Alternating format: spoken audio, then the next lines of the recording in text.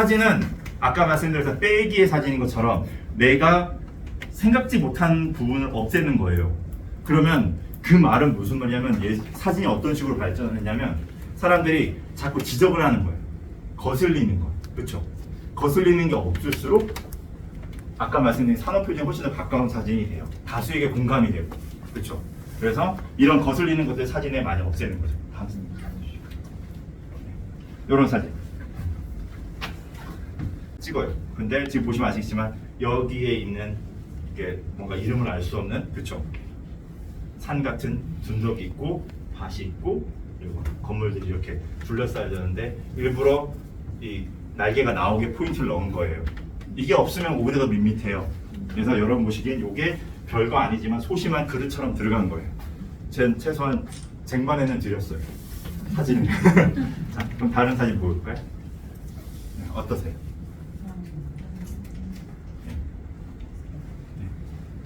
자꾸 극과 극을 보여드리려고 제일 못 찍은 사진이랑 제일 잘 찍은 사진을 가져온 건 아니에요. 여러분이 비교하려고 하다 보니 이 사진을 드린 건데 보시면 날개가 쓸데없다는 생각 안 드시죠? 예, 불필요하지 않아요. 그래서 우리가 가지고 있는 고정관념이 오히려 더 불필요한 경우가 더 많아요. 아 이거 거슬리네 하고 셔터를 안 누르는 순간 이런 사진 못 찍는 거예요. 그러니까 여러분이 잠깐 눈이 멈추고 단 2초라도 멈췄다는 얘기는 웬만한 인터넷에 굴러다니는 뉴스보다는 더 가치가 있는 걸 보신 거예요. 여러분은 더 소중한 걸 본 거예요. 거기에 내 추억과 내 경험과 나의 인생이 뭔가의 교차점이 있는 거죠. 그 공간에. 예.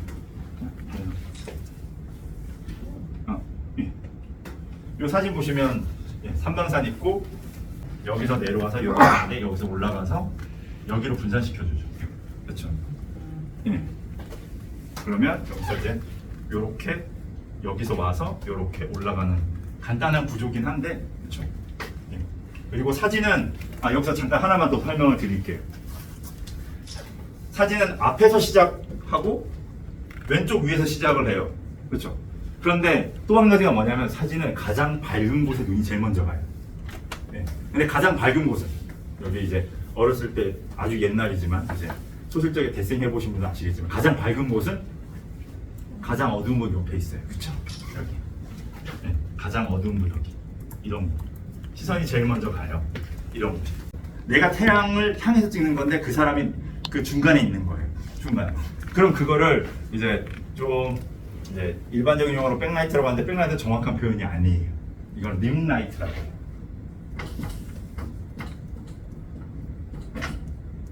림라이트라고 해서 이거는 경계란 뜻이에요. 사람의 경계에 빛을 주는 거예요. 그렇죠? 그래서 사진을 찍을 때 지금 이렇게 제가 있지만 이렇게 됐을 때 지금 제 경계가 보이세요? 예. 이게 상당히 중요해요. 사진을 찍을 때. 지금 여기처럼. 뒤에 빛이 있죠. 이 경계를 보여주죠. 이게 배경과 나를 분리시켜요. 그렇죠? 시선을 더 훨씬 끌게 만드는 거예요. 그래서 여러분이 보실 때 요거를 이제 참고로 이건 팁이에요. 팁으로 저는 여러분께 말씀을 드리는 거예요. 그래서 이게 꼭 빛을 넣어야 되나 라고 할지 모르지만 주변에 지저분할 때일수록 오히려 이게 가장 큰 효과를 발휘할 거예요. 핸드폰으로. 특히 핸드폰은 여기 이제 전문적으로 카메라 쓰시는 분들 계시겠지만 조리개를 조절할 수 있는 스마트폰이 거의 없어요. 예전에 나왔다가 다 없어졌거든요. 지금은 조리개 조절할 수 없기 때문에 그렇기 때문에 밝기만으로 조절을 해야 돼서 배경이 날아가는 거를 찍기가 상당히 어려워요. 그래서 오히려 이렇게 림라이트를 활용하시면은 역광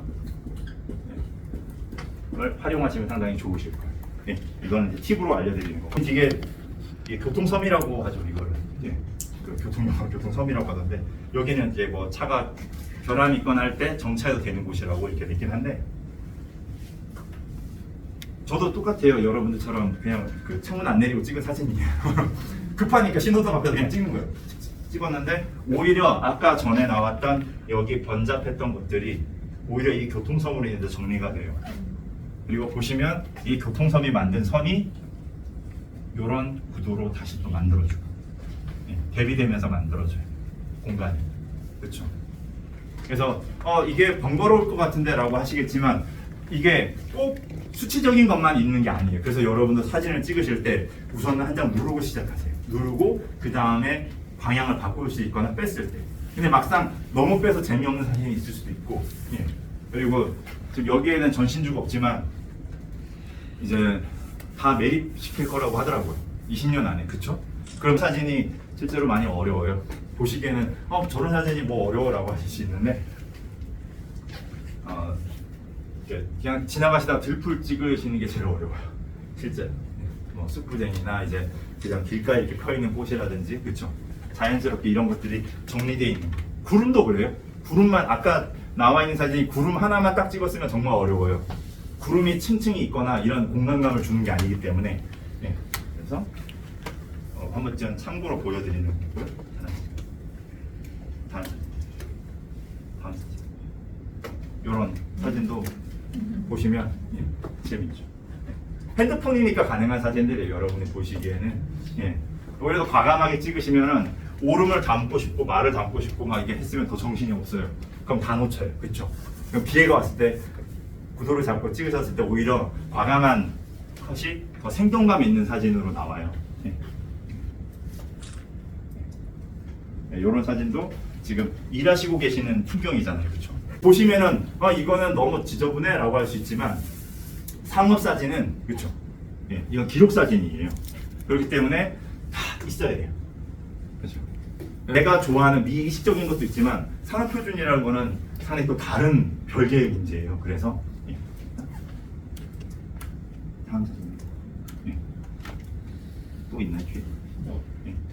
잠시만 넓혀드리려고 보여드리는 사진이에요. 추상전리 사진이에요, 이게. 그래서 이제 여러분이 스마트폰은 충분히 가능한 사진이에요. 어렵지 않아요. 여긴 지금 오늘은 제가 들고 오질 못했는데 비슷한 사진이 이렇게 찍을 수 있어요. 왜냐면 이제 아까 말씀드린 것처럼 이게 조금 어려우실 수 있는데 스마트폰인 경우는 아웃포커싱이라고 해서 배경이 날아가는 그런 사진을 찍을 수가 없어요. 그건 왜 그러냐면 펜 포커싱이라고 해서 여기다 쓸게.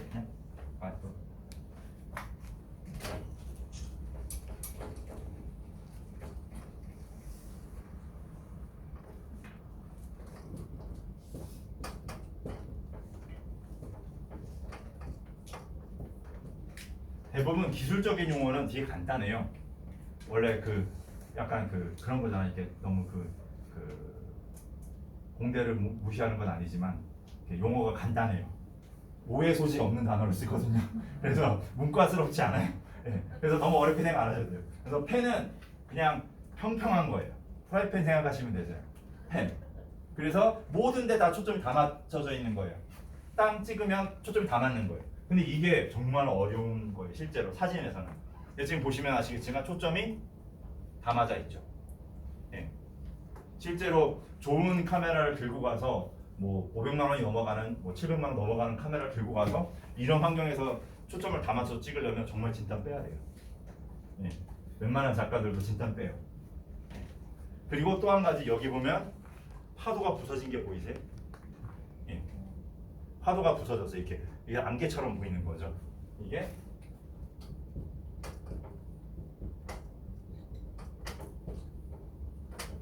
셔터 속도예요. 그래서 나중에 이제 여러분이 더보기 메뉴를 눌러서 프로 모드를 이제 선택하시게 되면 셔터 속도를 수동으로 조절할 수 있게 되실 거예요. 수동으로 조절할 수 있어요. 그러면 이제 일반적으로 실내 공간에서 찍을 때는 이제 60분의 1초. 그렇죠?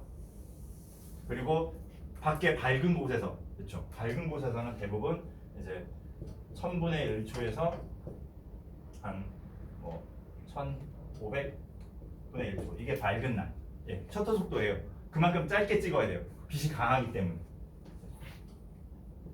이거는 밝기 문제라면 사람이 걸어가잖아요. 그렇죠? 걸어가는 사람을 찍으려면 125분의 1초로 이렇게 찍어요. 사진은. 걸어가는 사람이 찍히려면. 잔상이 안 생기고 찍히려면. 그렇죠? 그리고 빨리 뛰는 사람은 이거보다 절반인 250분의 1초예요.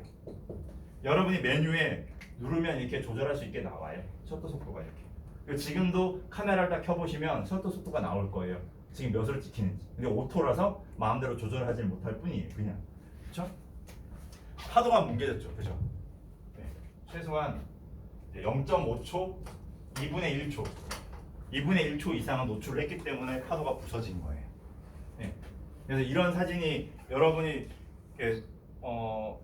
제 참고상으로 보여드리는 사진이지만 실제로 스마트폰으로 충분히 찍을 수 있는 사진이에요. 그래서 어렵지 않으실 거예요. 그래서 다음 사진 보여드리시죠. 이렇게 보시면 파도가 부서지는 게 보이시죠? 예. 이게 파도가 찍히기 때문에 거의 125에서 250분의 1초까지 가야 파도가 찍혀요. 근데 보시면 아시겠지만 시선이 분산되죠. 지저분해요. 그래서 셔터 속도를 내려서 보시면 잔잔해진 게 보이시죠?